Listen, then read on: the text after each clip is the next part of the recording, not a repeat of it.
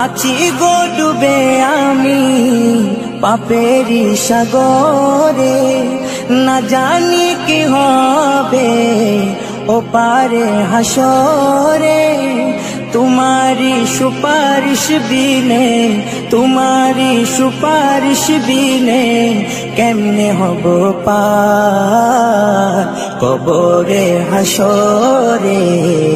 কি হবে আমার কবরে হাসরে, কি হবে। আছি গো ডুবে আমি পাপেরি সাগরে, না জানি কি হবে ও পারে হাসরে।